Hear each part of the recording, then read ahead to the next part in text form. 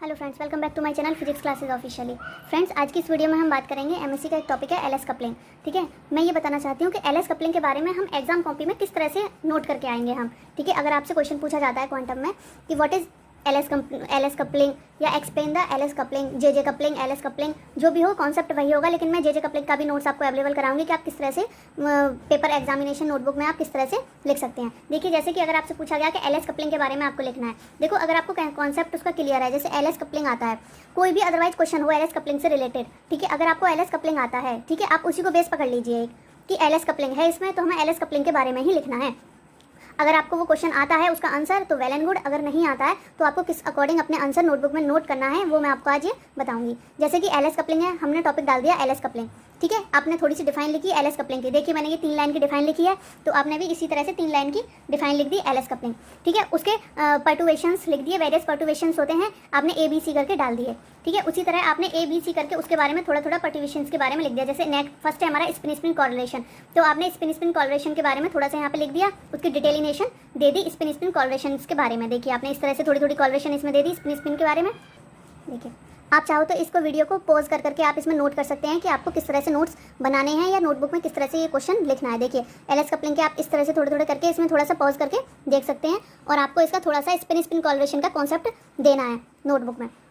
ठीक है, इस तरह से आपको यहाँ पर लिखना है। थोड़े से देखो यहाँ पे मैंने डिफरेंट लेवल के एग्जांपल यहाँ लिख दिए स्पिन स्पिन कॉर्लेशन के, जैसे फॉर 1 इलेक्ट्रॉन के लिए, फॉर 2 इलेक्ट्रॉन के लिए। और मेरा मेन टॉपिक ये है कि आप कोई भी टॉपिक स्टार्ट करो, ठीक है, मान लीजिए आपने स्पिन स्पिन कॉर्लेशन लिखा है, तो उसका जो मेन टॉपिक है, जैसे आपने एग्जाम्पल नीचे लिखे या लेवल्स लिखे, तो उसको हाईलाइट जरूर करिएगा। अगर आपको हाईलाइटर ले जाना अवेलेबल नहीं है तो आप उसके नीचे अंडरलाइन करिएगा। ठीक है, जिससे कि जो भी एग्जामिनर आपकी कॉपी चेक करे तो उसको ये चीज़ दिख जाए कि उसको पहले ही कि उसने हाँ ये मेन टॉपिक को हाईलाइट किया हुआ है। जैसे कि फॉर 3 इलेक्ट्रॉन, देखो 3 इलेक्ट्रॉन मैंने यहाँ लिखा है, तो उसके नीचे या तो आप अंडरलाइन कर दीजिए या हाईलाइटर से आप उसको लिख सकते हैं। ठीक है, और सेकंड में सजेशन आपको ये देना चाहूँगी कि आप कोई भी लिखो, जैसे मैंने 1 इलेक्ट्रॉन, 2 इलेक्ट्रॉन, 3 इलेक्ट्रॉन के बारे में यहाँ पे डिस्कस कराया, तो उसका एक मैंने डायग्राम बनाया है, डायग्राम के थ्रू उसको समझाया है, या पाई चार्ट के थ्रू उसको समझाया है, या डायग्राम बना के कुछ समझाया है उसको, या एरो पॉइंट करके समझाया है। ठीक है, वो आपकी मर्जी, आप किस तरह से उसको सिंगलेट करेंगे या ट्रिपलेट करेंगे। ठीक है, आप किस तरह से उसको डिस्क्राइब करेंगे, लेकिन आप इस तरह से लिखते हैं ना तो एग्जामिनर पे थोड़ा सा अलग ही इंपैक्ट पड़ता है इस चीज़ का कि हाँ भैया बच्चे ने कुछ नोटबुक में लिखा है या उसके लिखने का तरीका वेल एंड गुड है। ठीक है, इस तरह से आप उसको लिख सकते हैं। यहाँ पे देखिए, ठीक है, ये मैंने कुछ इस तरह से यहाँ पे बनाकर लिखा है। ठीक है, ये तो हो गया हमारा स्पिन स्पिन कॉर्लेशन।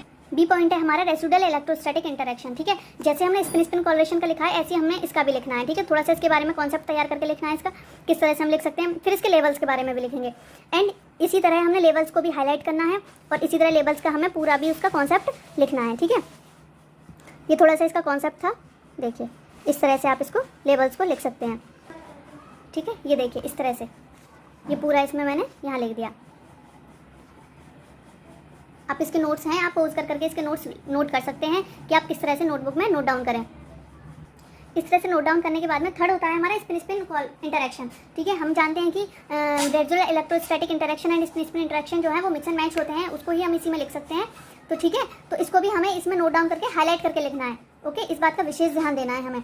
और जो भी तुम्हारे इंपॉर्टेंट पॉइंट होते हैं या डिफरेंशिएट पॉइंट होते हैं या आपको कुछ नोट करके नोट डाउन करना होता है, ये बहुत ही स्पेशलिटी होती है एग्जाम में नोटबुक लिखने के लिए। ठीक है, जिससे ना एग्जामिनर का बहुत अच्छा इंपैक्ट पड़ता है कि हाँ बच्चे को कॉन्सेप्ट इसका तैयार है। तो मान लो 5 या 8 नंबर का क्वेश्चन है, तो वो आपको ना आते हुए भी एटलीस्ट 4 क्वेश्चन नंबर तो आपको कॉन्सेप्ट में वो देगा ही कि बच्चे को कॉन्सेप्ट क्लियर है। अगर आपको पूरा पेपर क्वेश्चन पेपर आता है, ठीक है, क्वेश्चंस आपको आते हैं पूरे, तो वेल एंड गुड, आप उसी तरीके से आपको मेथड वाइज लिखिए। अगर बाय द वे नहीं आता है तो आपको अगर कॉन्सेप्ट तैयार है तो आप उस कॉन्सेप्ट को पकड़ लीजिए। ठीक है, उस टॉपिक के कॉन्सेप्ट को पकड़ लीजिए और डिट्टो उसी की तरह अकॉर्डिंग टू दिस करते जाइए। जैसे कि हमारा था एलएस कपलिंग, तो अभी मैंने बताया एलएस कपलिंग लिखा, उसके लेबल्स लिखे। ठीक है, लेबल्स कितने होते हैं, 3 लेबल्स हैं हमारे, 2 एंड 3 को हम मिक्स एंड मैच करके लिख सकते हैं। इसी तरह से उसके लेबल्स को पॉइंट डाउन करो और उसको या तो हाईलाइटर से डिनोट करो या फिर उसको अंडरलाइन करके डिनोट करो। जो भी आपके मेन पॉइंट है उसको हाईलाइटर से डिनोट करो।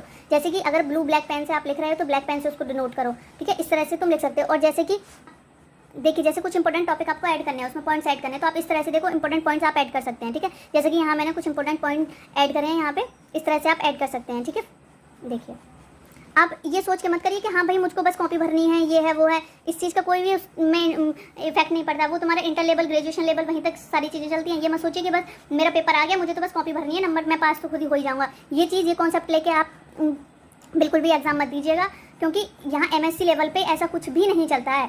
ठीक है, जो आपका टॉपिक है वो कॉन्सेप्ट से ही क्लियर होगा। क्वांटम है, क्वांटम जो है इतनी टफेस्ट सब्जेक्ट होता है, पढ़ने के लिए वो टफेस्ट सब्जेक्ट है, लेकिन अगर तुम्हें उसमें इंटरेस्ट है तो बहुत ही इंटरेस्टिंग सब्जेक्ट है वो। इसीलिए उसको आप किसी भी टॉपिक का कॉन्सेप्ट क्लियर करिए, जब उस चीज़ को आप नोट डाउन करिए।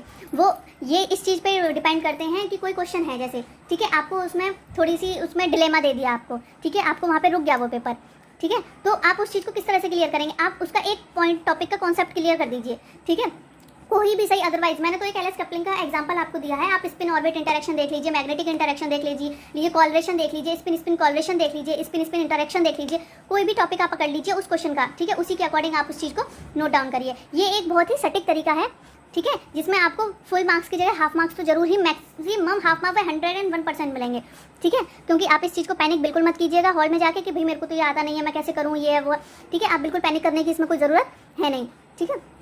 देखिए, अगर मेरा ये फॉर्मूला या ये मेरा मेथड आपको पसंद आया हो तो प्लीज़ लाइक करो और मेरे वीडियोज़ को ज़्यादा से ज़्यादा शेयर करो और मेरे चैनल को सब्सक्राइब करो। और ऐसे ही आगे ही मैं और टॉपिकों के आपके नोट्स अवेलेबल कराऊंगी और आपको बताऊंगी कि किस तरह से आप उस टॉपिक को लिख सकते हैं, या उसका बहुत ही सटीक फॉर्मूला या उसका बहुत ही ईजी लैंग्वेज में आपको नोट्स अवेलेबल कराऊंगी, ठीक है। Thank you.